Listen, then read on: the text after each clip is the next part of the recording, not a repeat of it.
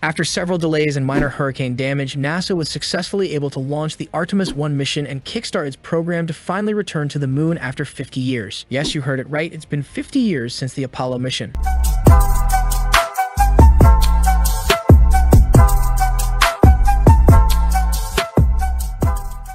Gearing up for the launch of the Artemis 1 was no easy task for NASA, but despite all the hurdles, the space agency was able to fix the problems in time, and that's how the new Space Launch System rocket took off from the Kennedy Space Center, Florida, on November 16, 2022. The Artemis 1 mission won't land on the lunar surface, but the trip itself will be the farthest a vehicle designed for human astronauts has ever traveled to space. So keep watching till the end to know more about what exactly NASA is planning with the Artemis 1 mission, as this mission has the potential to change the course of humanity as a whole. Landing 14 people on the moon even today remains one of NASA's greatest achievements. It's been 50 years ever since the 6-person Apollo human moon landings between 1969 and 1972. We have already witnessed huge progress in space exploration and technology in general, but even then we were not able to go to the moon, and there are several reasons for that. Today, our spacecrafts have gone beyond the solar system, and we also had exploratory missions that probed our closest planets and also the moon. More than 500 astronauts already traveled to space and back in permanent space laboratories, like International Space Stations, have already been set up. The promise of transporting human beings to new worlds, the possibility of landing and living on several of our neighboring planets, or even traveling to space while also encountering some aliens might become a reality soon. That is why the Artemis 1 is viewed as the bright light in the new space age. The Artemis program, named after an ancient lunar goddess, twin sister of Apollo, is a series of ambitious missions to put humans back to the moon, explore the possibilities of extended stay there, and investigate the potential to use it as a launch pad for future deep space exploration. This means the Artemis 1 program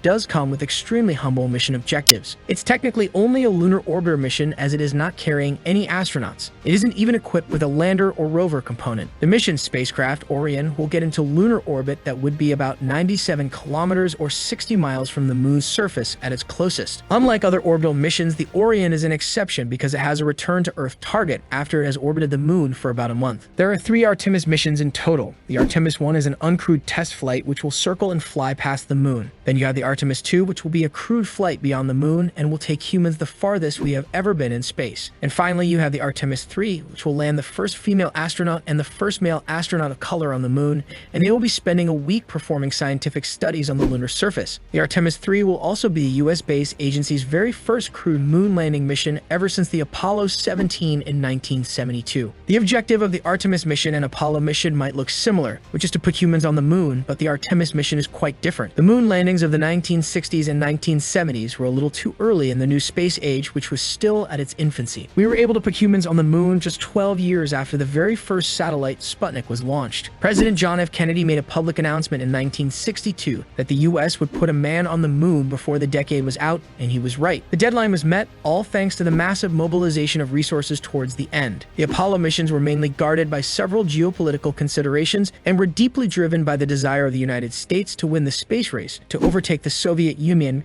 because the country was already successful in setting the first satellite in space, the first spacecraft to crash onto the lunar surface, and the very first astronaut in space. So the moon landings of the 1960s and 1970s were totally guided by the Cold War, geopolitical situations, and the desire of the United States to be on top, defeating the Soviet Union in the space race. The Artemis missions of today are here to exploit the major advancements in space technology over the years. The research and technology that went into making this mission a reality will also help us to extract resources that are found on the moon, something that might be rare on the Earth. The materials available on the lunar surface can be used to harness hydrogen or helium as an energy source. This program is a lot more meaningful than it was earlier because the earlier Apollo missions were only powered by political pressure and not due to any interest in exploring our nearest celestial objects. So the Artemis mission is going to be qualitatively different from the Apollo missions from 50 years ago. The Artemis 1 mission will also demonstrate the Orion systems in a spaceflight environment, and also to ensure a safe re-entry, descent, splashdown, and recovery prior to the very first flight with the crew on the Artemis 2 mission. The Orion spacecraft was specifically designed to carry astronauts into deep space for future missions, but this time it was equipped with 3 dummy passengers, or mannequins, that are made out of materials that mimic human bones, skins, and soft tissue. These mannequins are equipped with several sensors to record the various impacts of the deep space atmosphere on the human body. The rocket that is being used for the Artemis mission is known as the Space Launch System, or SLS, and it is by far the most powerful rocket ever built, more powerful than Saturn V rockets that had taken the Apollo missions to the moon. This giant 98-meter-tall rocket, weighing about 2,500 tons, can help the spacecraft to achieve speeds of about 36,000 kilometers per hour, and it will take you to the moon, which is about 1,000 times farther than the International Space Station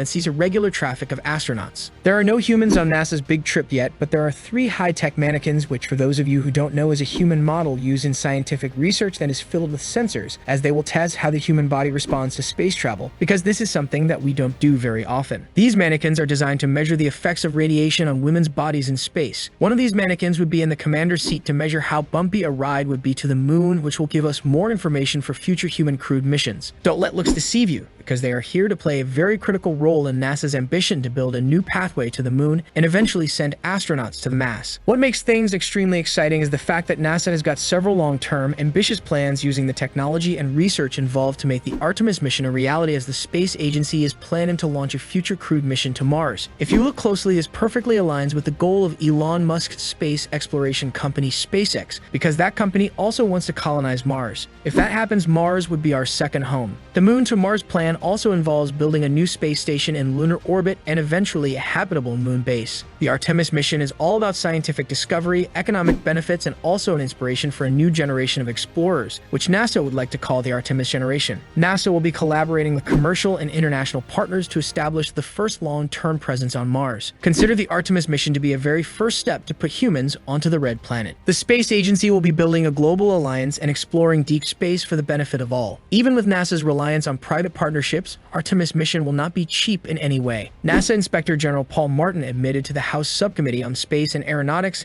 that each of the first 4 Artemis launches were on track to cost $4.1 billion apiece, CNBC reported, as the multi-year project spiraled over budget. In a NASA audit released in late 2021, the space agency projected it would spend $93 billion on the project through 2025. In short, ultimately NASA's Artemis mission is the next generation of moon missions, and this mission in itself will act as a catalyst for future space exploration missions. We're looking at Mars and beyond. With the revived interest in space exploration, this mission will pave the way to broader ambitions for lunar exploration, which also includes astronaut treks across the moon's surface, a lunar human base, and a new space station called Gateway Artemis. This mission will also set the groundwork for the next 2 missions in the Artemis program, which we discussed earlier. The Artemis is scheduled to send humans on a similar trip by 2024, and the final Artemis 3 will make history by landing the very first woman and the very first person of color on the lunar surface sometime in 2025 or even earlier.